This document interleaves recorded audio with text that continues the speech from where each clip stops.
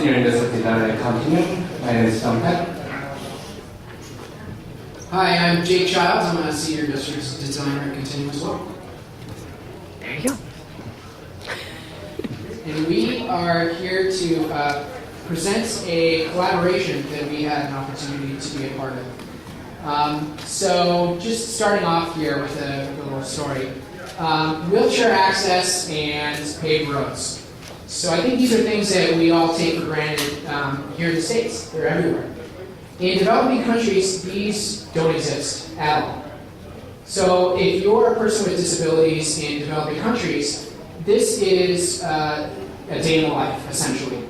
If you see this building right here, this were your home, and you would have to exit through a narrow doorway. You have to travel across a grassy lawn here to make your way to a road that's completely unpaved, full of divots, got rocks everywhere, and you'll have to travel along this road for 2 miles plus in order to get to the next village to visit your family member or friend.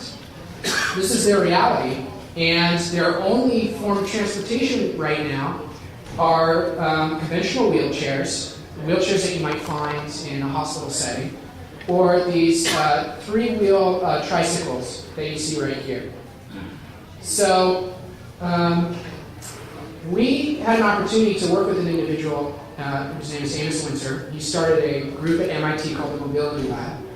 And Amos Winter came up with an idea for a lever-powered wheelchair that he calls the Leverage Freedom Chair.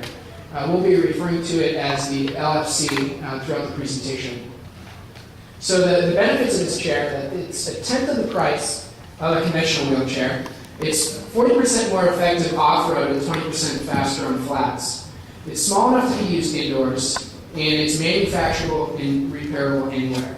So the idea is that it's perfectly suited for the needs of people with disabilities in developing countries. So how does it work?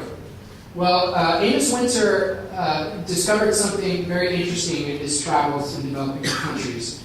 He noticed that bicycles were everywhere. It's the most common form of transportation. And Amos also noticed that bike parts are prevalent and incredibly inexpensive. They go for about $1 a pound. So he put two and two together and realized an opportunity to utilize the bicycle drivetrain, the chain sprocket drivetrain that you can kind of make out in this picture right here.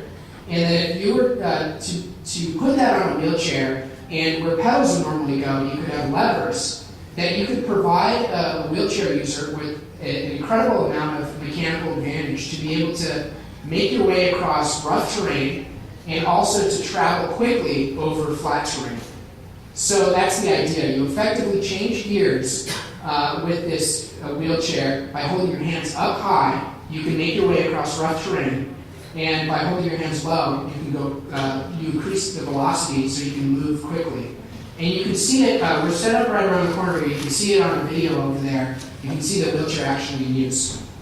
So one other amazing thing about this wheelchair is all this can be done for $100. He managed to value engineer this wheelchair down so that it's made from inexpensive components and can be completely manufactured for $100.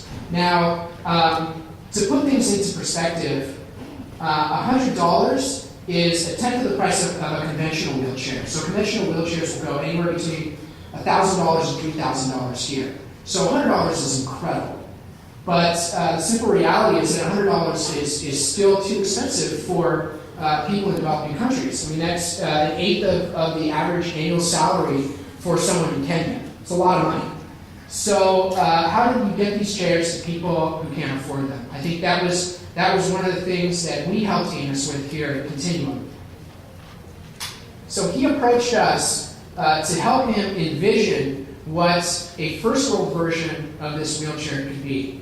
So the idea is that you would back transfer the technology of a simple bicycle drivetrain into a high-performance LFC Sport, and that the profits from this LFC Sport would go to fund these wheelchairs for wheelchair users in developing countries. And so you might be asking, what's so great about this first world country wheelchair? Why is there a need? And John is going to tell you right now. So what we need? We have I have 1 minute to tell why. Okay. So let's imagine we are on top of the mountains. Let me ask you a question. Please raise your hand if you have been on top of the mountains. Wow. Everyone. What motivates you to get there? The top? Climb. How's it feeling on top of the mountain? What's the feeling?